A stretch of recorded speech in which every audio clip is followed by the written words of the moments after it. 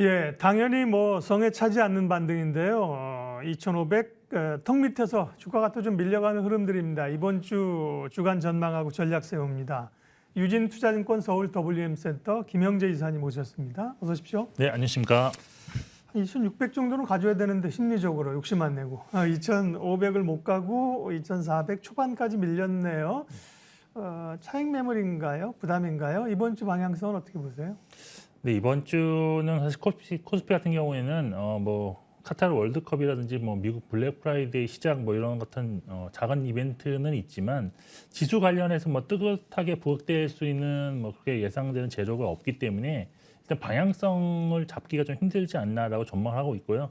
위아래 밴드로는 한 30주간 이동 평균선이 위치한 2,370선을 저점 그리고 직전 고점을 돌파하지 못할 것으로 보는 관계로 2,490선을 고점으로 하는 그런 좁은 박스권이 좀 될 가능성이 있다라고 보고 있는데요.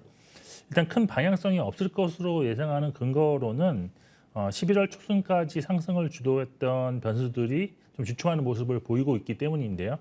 그게 대표적인 것이 외국인 수급과 환율 동향이라고 할 수 있겠습니다. 먼저 외국인 수급 살펴보면 지난주 한 주 동안에 외국인이 코스피에서 전 1,800억대의 순매도를 기록했는데 순매수를 시작한 9월 말부터 주간 단위로 살펴보면 처음으로 주간 단위 순매도를 기록을 했습니다. 그리고 그 막판에 외국인 매수세를 이루었던 그 원달러 환율 같은 경우에도 지난주 화요일 1,310원대 최저점으로 현재는 1,350원대까지도 지금 단기 급락 후 조정 양상을 보이고 있기 때문에 외국인의 추가 매수 동력으로 작용하지 않고 있다라고 볼 수 있겠습니다. 그리고 여기에 최근에 가장 이제 대두되고 있는 것이 지금 코스피 밸류에이션이 좀 부담스러운 수준이다라는 얘기가 많이 나오고 있는데요. 현재 코스피가 12개월 선행 실적 기준으로 한 11배 초반 정도쯤에 위치하고 있는데 이것은 2005년 이후 PER 배수로만 본다 그러면 상위 한 16%에 해당된다는 그 리포트가 나왔고요. 뭐 2007년, 2021년을 제외할 경우에는 가장 높은 수준으로 여기서 이제 실적 전망이 지금 조정으로 좀 내려가고 있는 상황이기 때문에 오히려 지수가 현재 수준만 유지한다 할지라도 이런 PER 배수 자체는 좀 높아질 수 있다라는 점 감안한다면 지금은 약간 좀 신규 매수하기 좀 부담스러운 구간에 진입했다라는 그런 의견도 있는 것입니다. 따라서 신규 매수를 좀 저울질하고 있는 투자자께서는 아무래도 현재 구간보다는 좀 더 싼 구간에서 매수할 수 있다라는 그런 생각에 좀 매수 시기를 좀 저울질할 수 있는 그리고 관망할 수 있는 그런 시기다라고 할 수 있겠습니다. 근데 좀 반면에 지수가 또 크게 하락하지 않을 것이라고 보는 이유는요. 외국인 순매수 기조세가 여기서 완전히 꺾였다라고 말씀드릴 수가 없는 부분이고 특히 최근에 그 골드만삭스 같은 경우가 이제 중국과 한국의 투자 의견을 비중 확대로 1년 만에 상향 조정을 했고요. 여기에 최근에 간담회를 열었던 JP 모건도 중국이 이제 수요가 회복되면서 한국이 그런 낙수 효과를 보면서 내년 하반기부터는 시장이 좋아진다. 이런 의견도 있는 거기 때문에 아직까지는 외국인들의 그런 순매수 기조가 좀 더 이어지지 않을까라는 그런 기대가 가능하다라고 볼 수 있겠고요. 또 환율 같은 경우도 사실 기술적으로 지금 하락 구간에 진입해 있을 가능성이 일단 있다고 보고 있고요. 그리고 무엇보다도 연준의 긴축속도 둔화와 관련해서 경제 지표가 이제 긴축에 대해서는 조금 우려감을 좀 낮출 수 있는 금리가 좀 더 최종 금리가 낮아질 수 있는 방향으로 경제 지표가 이렇게 나올 가능성이 좀 있기 때문에 조금은 아직까지는 하락에 대한 그런 부담은 크지 않다라고 볼 수밖에 없습니다. 일단 이번 주 또 여기에 미국 시장이 블랙 프라이데이 휴장 그리고 그 다음 날은 이제 조기 폐장이 결정이 예정되어 있는데요. 따라서 미국 시장 영향력도 많이 감소합니다. 그래서 결국은 시장 흐름은 관망세가 우세한 숨고르기 장세로 연결되면서 진행될 것으로 보이고요. 단지 이제 변수 같은 경우는 지난주에도 좀 그랬지만 우크라이나 전쟁 상황 관련한 소식이 어떻게 나오는지가 좀 중요할 것 같고요. 또한 중국과 관련해서는 코로나 관련 새로운 소식이라든지 아니면 방역 정책과 관련된 소식 아니면 경기 부양할 수 있는 그런 정책에 대한 모멘텀을 발견할 수 있는 힌트를 줄 수 있는 그런 소식에 투자 심리가 좀 연동될 가능성은 있다라고 보고 있습니다. 주간 코스피 전망이 2370에서 2490이니까 위쪽으로는 지난주에 고점 정도 밀리면 2400도 일시적으로는 좀 깨질 수 있다. 이렇게 조정 쪽을 좀 보시는 의견이 많습니다. 이번 주 금융통화위원회가 목요일 날 있는데요. 당초는 50bp 빅스텝을 예상했었는데 금리 사실 올리면 지금 채권 시장 불안도 있기 때문에요. 지금 이제 베이비 스텝 25bp 쪽으로 좀 기울어지는 것 같네요.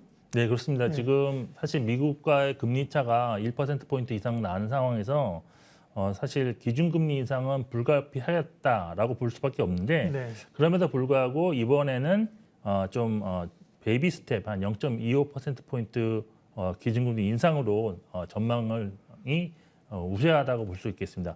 뭐 사실 여러 가지 근거로 이렇게 베이비 스텝을 전망하고 있는데 일단 첫 번째는 미국 10월 CPI 결과 발표 이후에 연준의 그런 금리 인상 속도 조절이 거의 기정사실화되고 있어서 최종 금리 수준도 예상보다는 낮아질 가능성이 있다라고 보고 있고요. 그리고 두 번째가 환율인데 사실 한미 간의 금리가 역전돼서 그게 확대되는 경우 가장 우려되는 점이 미국으로의 그런 자본 유출에 따른 환율 급등인데 오히려 최근 환율이 고점 대비 100원 이상 하락했다는 점으로 보면은 환율에 대응하기 위해서 미국과 비슷한 그런 폭의 급격한 금리 인상을 단행할 필요성이 매우 많이 감소했다라고 볼 수밖에 없습니다. 그리고 세 번째는 가장 중요한 문제이기도 한데 국내에서 지금 10월부터 레고랜드 및 둔토 주공 차환 실패 등 자금 시장이 좀 경색되는 모습이 발생했는데요. 급격한 금리 인상에 따른 부담이 나타났다고 볼 수밖에 없습니다. 그래서 일단 정부가 이제 신속한 대응으로 조기에 사태를 수습을 했지만 사실 이번에 금리 인상을 최소화하는 방향으로 정책을 수립하는 것이 최우선 정책이 되지 않겠느냐라고 볼 수 있습니다. 특히 그 국내 자금 시장이 사실 불안정할 경우에는 사실 뭐 금리 차이에 따른 외환 유출도 있겠지만 오히려 외국 자본의 급격한 유출이 자금 시장이 불안할 때 더 나타날 수 있겠고요. 또한 글로벌 해치 펀드들의 공격을 받을 수도 있는 상황으로 발전할 수도 있기 때문에 이번 금통위뿐만 아니라 다음 금통위에서도 국내 자금 시장 안정을 최우선으로 순위로 두고 정책을 결정할 것으로 일단 예상해 볼 수 있습니다.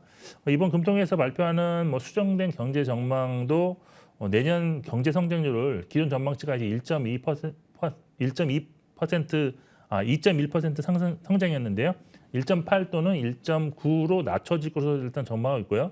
내년 소비자 물가 전망치도 기존 3.7% 상승해서 3%대 중반으로 하향 조절될 것으로 전망되고 있습니다. 결론적으로 이번 금통에서는 시장의 부담을 정도의 그런 금리 인상폭 발표는 없을 것으로 예상하고 있고 이창용 한국은행 총재가 이제 이후 기자회견을 할 건데 향후 금리 정책에 대한 힌트가 나올 수 있기 때문에 좀 주목하실 필요가 있다라고 보고 있습니다. 네. 블랙 프라이데이 연말 소비 시즌 별로 기대감 높지 않다. 오늘도 이제 이미 여러 차례 좀 얘기를 했는데요. 네네. 그럼에도 어쨌든 뭐 유통이나 소비주에 대해서는 관심은 있잖아요. 중국 관련주도 조금 눈여겨볼 만하고 이마트가 뭐 주말에 특별 세일한다고 난리가 났었는데 네. 이마트 주가는 별로 재미는 없고 요즘 뭐 BGF 리테일이나 FNF 이런 건 또 흐름이 괜찮아요. 좀 주목해 볼 만한 기회 좀 있을까요?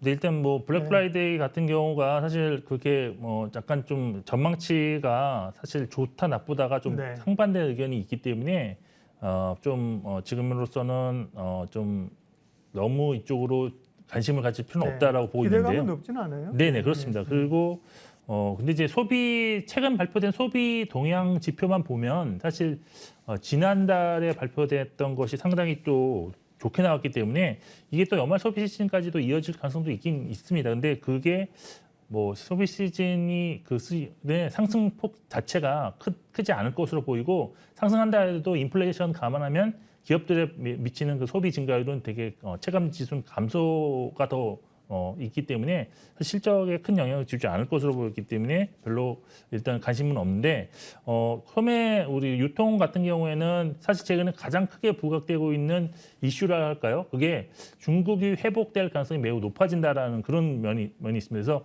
중국 소비주 특히 F&F 같은 경우도 결국 중국은 지금 부양책으로 지금 이제 뭐 여기서 뭐 SOC를 투자한다든지 이런 게 아니라 소비를 활성화시켜서 그걸로 이제 선순환으로 돈이 도는 그런 부양책을 쓸 수밖에 없기 때문에 아무래도 소비 관련된 그런 회복이 가장 빠르게 나타날 가능성이 높습니다. 그래서 중국 관련해서는 일단 소비 관련주들이 좀 주목받아야 될 것으로 보이고 BGF 리테일도 말씀하셨는데 일단 경기 침체에 대한 우려감도 있고 소비가 지금 약간 좀 이게 세분화되면서 좀 필요한 아이템을 사는 과정에서 아무래도 제가 볼 땐 편의점에 대한 그런 매출이 좀 더 증가하는 그런 구간으로 좀 진입한 것이 아닌가라고 생각해 볼 수 있습니다. 물론 전반적으로는 아직까지 유통업 자체가 그렇게 여기서 꼭 담아야 되는 섹터라고 보기는 좀 힘들다고 보이지만 그래도 관심은 이제 섹터별 중에서도 밸류에이션은 좀 낮고 성장이 좀 가시화성이 높은 종목으로는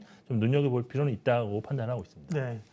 연말 소비 시즌 사실은 특별히 기대를 언덕이 없기 때문에 그 얘기는 이제 동일한 얘기고 좀 더 디테일하게 그 가운데서 볼 만한 게 뭐 있냐. 사실은 순환매 차원에서나 이런 쪽에서는 기대감도 또 있을 수 있잖아요. 예. 유통 소비주 관련돼서 말씀하셨고요.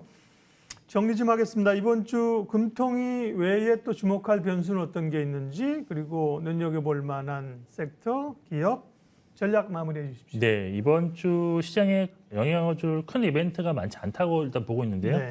그나마 좀 볼만한 거는 23일 미국 제조업 서비스업 PMI가 좀 발표되는데 둘 다 기준점을 하회할 것으로 일단 예상하고 있어서 시장에 큰 영향을 주지는 않을 것으로 보고 있습니다. 그리고 23일 미시간대 인플레이션 기대 심리 좀 확인하실 필요가 있을 것 같고요. 그리고 11월 FMC 회의록이 공개되는데 큰 반전이 나오지는 않을 것으로 예상하고 있어서 시장에 큰 영향은 없을 것으로 일단 예상을 하고 있습니다. 그리고 금통위 기준금리 결정 그리고 미국 추수감사절 휴장 그리고 25일 미국 블랙 프라이데이 연말 쇼핑이 시작되는데 미국 시장 금요일 날은 1시에 조기 폐장된다는 점도 좀 참고하실 필요가 있습니다.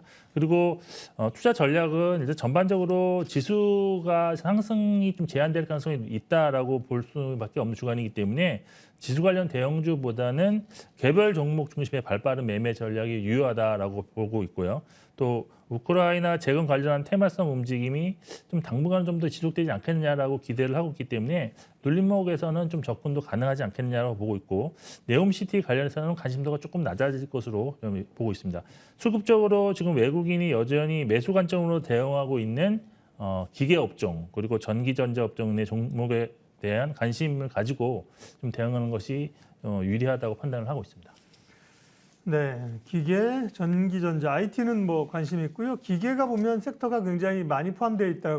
사실 원전에 포함된 중소형 기업들도 사실 기계 업종들이에요. 그다음 말씀하신 우크라이나 재건에 건설 기계 이런 것도 들어가는지 모르겠습니다. 개별 종목 중심 대응하면서 주간 전략을 짜자. 네, 오늘 유진투자증권 서울 WM센터 김영재 이사님과 주간 전략 세웠습니다. 고맙습니다. 네.